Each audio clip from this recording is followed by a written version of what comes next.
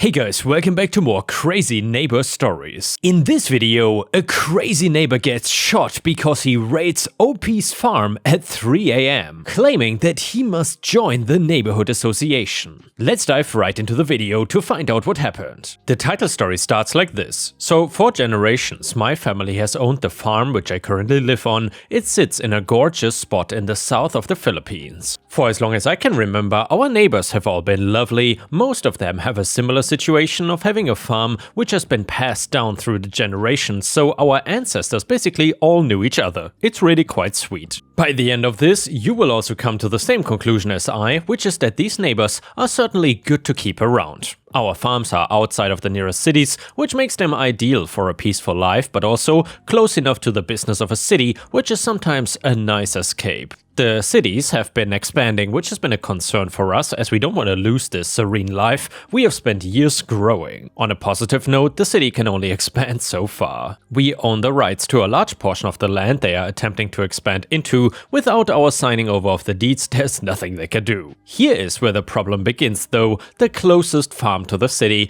is owned by a new resident. Well, let's call him Jeff. And by the way, I anonymized the names just to keep OP secure and not leak his identity or the identity of others involved, no matter how despicable they are. Anyway, Jeff moved in around 10 years ago and quickly began renovating his land into less of a farm and more a production ground. He built new homes and began renting them out. He even made a small office block to rent to upcoming businesses from the city. This is not the issue though, it is his land and he can do whatever he likes. The problem is, he began an association of some sort. It started a few years ago. He was preaching to everyone about how they should join his production and sign over some partial rights which would allow him to build on their land, and in return he would give them some of the profits. It was a bunch of nonsense and nobody agreed at first. However, he recently began hiring guards and it was clear that he was now trying to scare people into agreement. Starting with the farms closest to him, he began employing a bunch of scare tactics like hanging around their property at night, sending guards to loiter around their house. Eventually, they caved and sold him some of the land, and before long, there were more houses and office blocks popping up.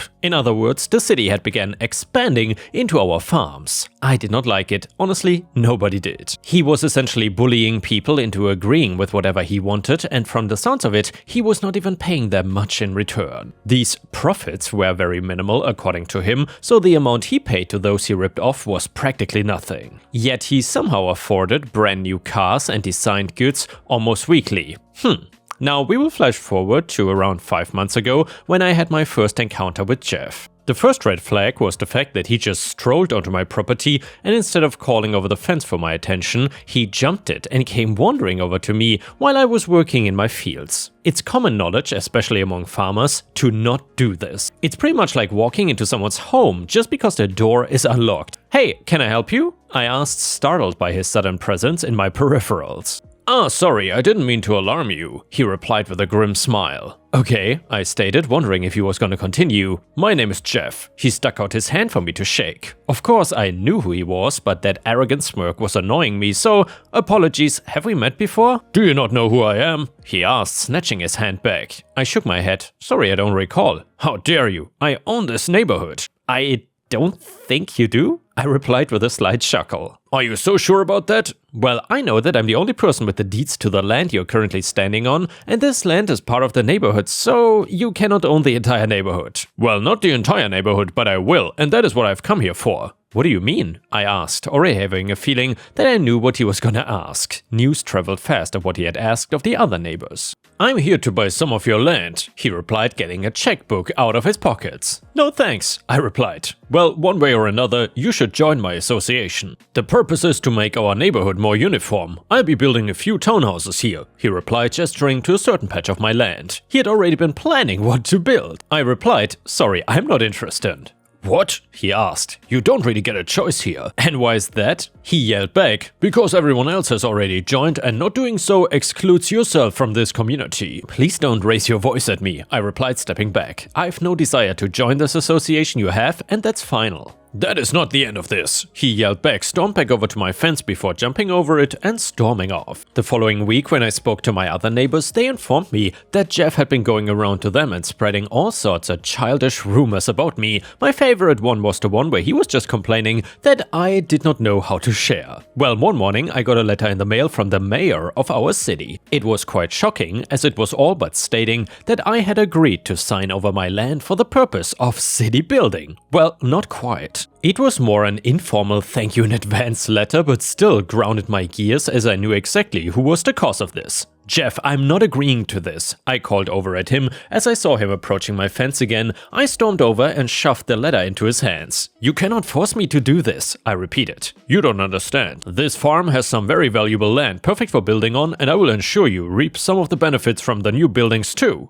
Jeff replied. "No, I know this land is worth a lot, but more than that, it is my home and has been the home for my family for hundreds of years, perhaps even thousands. The history behind this land is not something I can just shove to the side for the sake of some project you have." "It is not just a project, it's my life's work. I've been planning this for 10 years. "So you're 10 years old?" I asked with a laugh. He did not like that and said, "Listen," he hissed, getting up in my face. "You have no idea the length I've gone to in order to make this work." "Okay, good for you. However, this is still my land and I will not be selling it or letting you build on it. And now goodbye." We argued for another hour before he eventually left, hissing. "This is never gonna be over." It was rather creepy the way he said it. He had this feral look in his eyes too. It gave me the shivers. The next day, one of my neighbors warned me to be careful, said he had heard Jeff speaking about me in a rather scary way. According to this neighbor, Jeff had been saying that he will do whatever it takes and that he does not care if there's nothing left of him. After that scary comment, I made sure to give my firearm a bit of a clean. I didn't know what would happen, so perhaps at this point I should have gone to the police, even just to make sure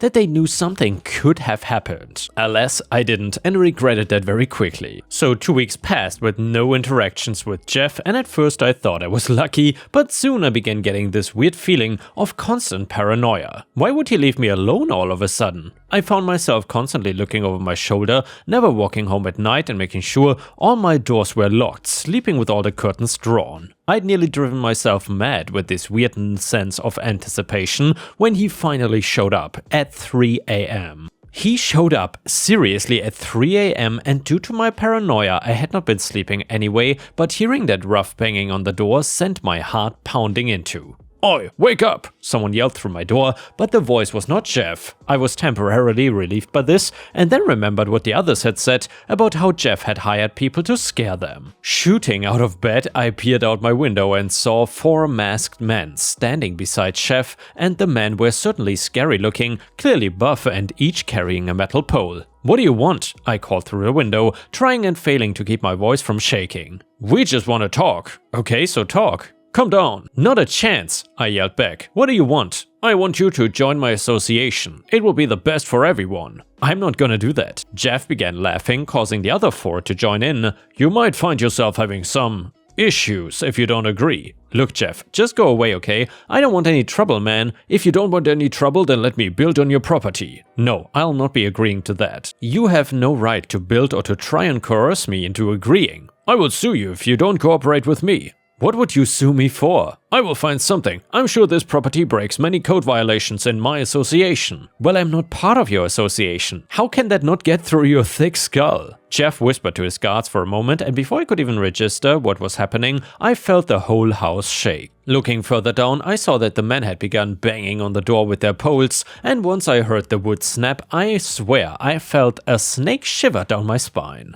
I thought I was dead. I ran to my cupboard, grabbed my firearm, and before running into my landing where I knew I had more space to flee if needed, then I waited for the guards to come bounding up the stairs. They stopped short at the sight of the gun. "Stand over there and don't move," I stated, my voice shaking. "What on earth are you doing? Get him!" Jeff yelled, but the guards did not move. "Oh, don't be ridiculous. It's not like he's gonna fire that." He was not wrong. I really didn't want to have to fire it, and I was hoping that they would not call my bluff. I will use this if I have to, because you're trespassing on my property and acting threatening. I've every right to use this, I replied firmly, feeling sweat beginning to trickle down my back. Jeff stared at me, I mean seriously stared. He stared right through my eyes as if I was not even there. He was focused on something behind me. It nearly made me turn around. What felt like an hour later, he moved fast right towards me. In a moment of fear, I flinched and caused the gun to fire. At the last moment, I dropped the end of the gun, letting it aim to the floor and for Jeff's foot. The bullet shot him right through the ankle, causing him to crumble down in pain in seconds. At the gunshot, the guards froze. I quickly called the police, still holding on firmly to my firearm. I was a shaking mess as I spoke to the operator, explaining what had happened, the intrusion and the accidental shooting. All the while, Jeff was screaming in agony on the floor. I will get you for this. The police and medical assistants arrived quickly, rushing up the stairs to where I said we were. They quickly cuffed the guards who were still frozen solids. Not great guards if they get this scared at the first sight of a fight, by the way. He just shot me out of nowhere, Jeff screamed from the floor, crying his eyes out. That's not what happened. I panted out of breath for whatever reason. This man continuously trespassed on my property, bringing these men with him, and came charging for me. I was just protecting myself and my property. He attacked me unprovoked. Before I could even reply to Jeff, I heard more steps coming up the stairs and turned to see two of my neighbors coming up in their dressing gowns. We saw what happened, one of them spoke. I was asleep and woke up to the sound of yelling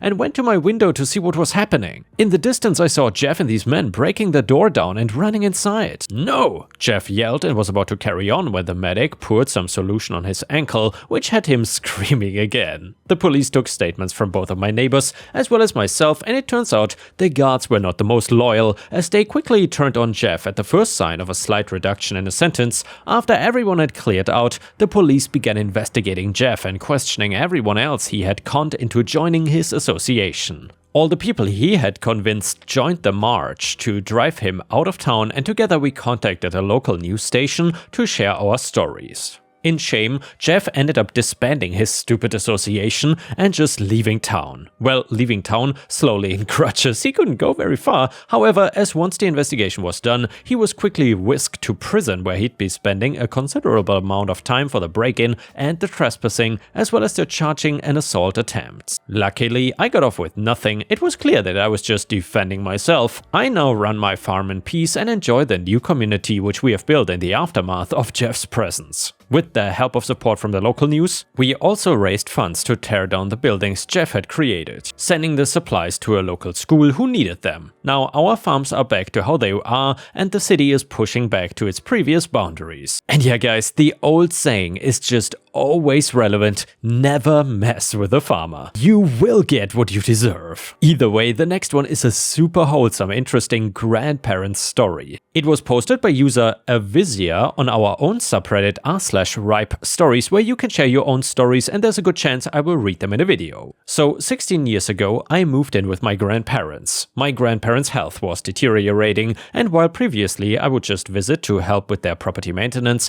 it had reached a point where they needed more frequent help. Like everyone in the neighborhood, they had more than 3 acres of mostly woods, and my grandma had planted some bushes lining the road in her younger years to look pretty. Gorgeous forsythias that occasionally have stray branches hanging over the road, so twice a year I would trim those branches back from the road and trim and shape other bushes on the property too. 10 years ago, I completely failed doing absolutely any property maintenance. A lawn service handled the grass, but that was it. I knew all too well that my grandparents would likely get a fine for not keeping the road clear, as most of the association rules did revolve around keeping the road clear of problems, but at this point I was doing non-stop home healthcare work because my grandpa had gotten a diagnosis of pancreatic cancer that was too advanced to treat and needed help constantly, so he could die in his home instead of a facility. Well, instead of fines showing in the mail, the HOA president stopped by the house. When I answered the door, I was exhausted and a mess, desperately in need of a shower, and yet instead of lecturing me, she said that her and the board members were getting concerned because normally we have one of the best maintained properties. So I told her that my grandma had become too disabled, so I took over the maintenance, but since my grandma's cancer diagnosis, I had been too exhausted to keep up with the bushes in addition to the care. She nodded and asked if we would mind if she got some volunteers to clear the road area. I was relieved and said, I will take any help I can get. Well, that weekend fact, a dozen people showed up. Not only were the road bushes trimmed back, but also any dead branches were taken care of, and one half-dead small tree got taken down and dragged back into the woods. The driveway bushes not only trimmed back, but beautifully shaped to match the careful trimming I usually did. Even the ones closest to the house were nicely shaped. When they were done, a lasagna and plates of cookies was brought to the front door in disposable containers. After that, once or twice a week, we got homemade meals delivered to our door as we went through that rough time rotating through different neighbors helping out. To this day, I occasionally chat with the HOA president. She lets me know when they are doing mulch near the front of the neighborhood by the corner of our property and when venomous snakes or hornets have been spotted along the road where I take my dog on walks. And yeah guys, I gotta say, this story was super interesting because it paints a completely different picture from the usual HOA stories we have. So that's why I appreciated it quite a bit. I think it's nice every now and then to see a contrast. Let me know what you think about this. The next one is titled, "Am I the jerk for telling my husband's affair baby's family to either come get the kid or I'm calling CPS?" My female 53, soon-to-be ex-husband Roger, 47, whom I forgave for his affair, came home with a baby 4 months ago. His girlfriend, 22, couldn't handle it anymore and brought the baby to him at work and then left. To the best of his knowledge, she is in Spain. Well, I allowed him to stay so long as I didn't have to do anything. However, about a month ago, Roger had a heart attack. It didn't kill him, more's the pity, but he is very weak and incapable of doing anything for himself. Since he is not up and about, he cannot care for his child. He also cannot drop off and pick up his son at daycare. I've been helping, but I'm done. My kids are full grown. I shouldn't be having grandkids anytime soon. I don't have any desire to care for a baby. I told Roger that I want a divorce and I contacted the mom's parents. I know the father through friends though. I said they had until Friday to come get their grandchild, or I was calling Child Protective Services. And well, they just left with the baby, but they scolded me for being so cold towards a baby that had done me no harm. I view that child differently though. Roger is recovering and I'll be moving out. The house is in his name, but I've never contributed to it. I have the equivalent of 22 years of rent and interest put away, and as per our prenup, my savings are my own. I work and I don't need anything out of this marriage except myself. My kids tried telling me to stay and help their father. I said that they were welcome to come over and help him with cleaning himself and the baby. Both declined what I felt was a fair offer. I don't feel that I'm acting badly, however, Roger, our children, his child's family, and a few mutual friends think I am. Perhaps writing this out and seeing the responses will give me clarity. And yeah, Ripe Stars, I gotta say, this is probably one of the craziest stories I've ever heard about. So I'm asking you, what would you have done if you were in this situation? And do you think OP is being the a-hole here or not? I would say OP is clearly not the a-hole. I don't see any universe where she would be the a-hole. Anyway, the first comment said, not the a-hole. That child was not your responsibility. Yes, it was innocent, but you're literally not responsible for raising it. You should have divorced Roger long ago, though. And NOP answered, and God forbid something happens, I literally cannot make any decisions regarding medical care or anything. And a commenter said, fake NTA, seriously, the kid is 4 months old. You could not have possibly forgiven anyone for this level of betrayal if you've been married for decades. It's your house, so get what you're owed. Then OP said, I think the baby is almost a year old. The house was a premarital asset on our prenup. Commenter said, I looked at lots of these comments. OP, you're not the a-hole for returning the baby to blood relatives who can look after it, but don't be the a-hole to yourself by abandoning your home without consulting an attorney and making sure you're not entitled to some of the equity or some of his retirement savings. Don't walk away without getting all that is yours. You said that you have 22 years worth of savings. That's not a lifetime worth. You might need more to be okay, and you should make sure to get it on your way out. OP then answered, I've made a little over $1 million in investments. I'll be fine. He paid for everything. I kept all my money. This comment was downvoted, but OP's reply made me laugh. Someone said, women these days are cold AF. OP answered, I can forward you their info if you're volunteering to take over. And now we got an update to the story. It reads like this. I am no longer divorcing Roger. There were complications from his heart attack and he has passed away. I'm conflicted, to be honest. He was the love of my life and also a cheating piece of trash. To the best of my knowledge, the mother will not return from Europe. The child is currently with her parents. They asked me what I wanted to do. I recommended adoption, not that I adopt the child, that they put the child up for adoption. They did not like that suggestion, neither did my children. They said I'm being cold and cruel. I suggested that since the child was related to them and not to me, that they step up. Neither has accepted that suggestion either. I was the sole beneficiary of Roger's estate, so I imagine lawyers will be involved in getting the child some sort of support. I'll pay whatever is ordered by the court out of the estate. I will not pay 1 cent out of my money though. That's all I have to say on this matter. Relevant comments: ages of OP's kids, they are adults. I found out about the affair over a year ago, nothing about this is convenient. Then a commenter said, so apparently the affair was not that much of a problem as you said, you forgave him for that,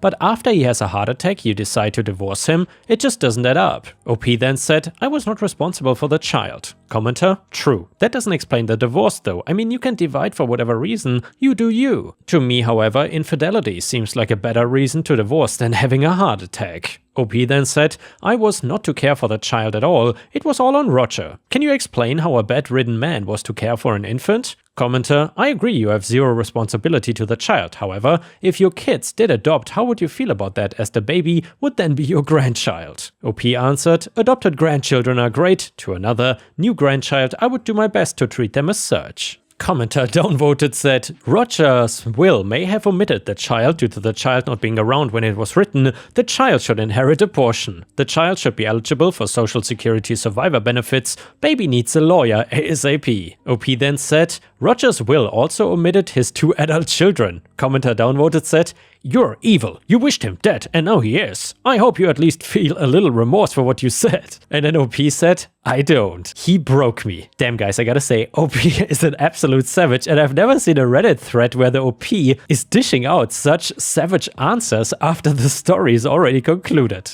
Pretty amazing if you ask me. Anyway, OP responded to another commenter, we were getting divorced for a reason. Commenter then replied, 70% of the posts here are fake. Yeah, my husband just died and I'm dealing with this child situation on top of it. Definitely gonna post on Reddit. OP responded, the situation has been dealt with. I was asked by several people for an update. I've now fulfilled those requests. And damn guys, it sounds like OP is working a day job at Reddit or something. These commenters are really demanding. Holy crap. OP then responds to many people telling her she needs to help the kid and says, why does anyone think I have the right to place the child with anyone besides family? I'm not in any way related to this kid. And by the way, the child is currently with their grandparents, blood relatives, with standing in legal matters. Editor's note to avoid confusion, I created a timeline based on OP's listing of events. So OP found out about the affair a year ago, let's say May 2023, at the time she forgave the husband. In January-ish of this year, 4 months from the OG post, the baby was dropped off, husband promised to take care of the baby, the husband had a heart attack sometime in April, a month before the OG post. Sometime between May and June of 2024, the husband passed away. And yeah, Ripe Stars, I'm not sure if a timeline was really necessary because I understood all the different dates and stuff. But yeah, I gotta say, this thread, more than ever before, really surprised me when it came to the comments. Some of these comments, and I didn't read all of them, were really toxic to OP, who was in an absolutely terrible situation. With her husband cheating, having a baby with another woman, and then the husband even dying. Sometimes Reddit can be heartless. And anyway guys, please let me know in the comments what you think about the story, because I'm really curious about whether or not my community is also so split between you are the a-hole and not the a-hole like the Reddit community. And of course, before we end the video and to have an excuse to show you cat videos, we will read one last story from r/PettyRevenge that is titled, Gave This Irresponsible Dog Owner the Lesson She Deserves. And as usual, this one is brand new, so you have not heard of it before. So one sunny afternoon, I decided to take a walk in the park. As I strolled along, I saw a woman standing by a bench while her dog did its business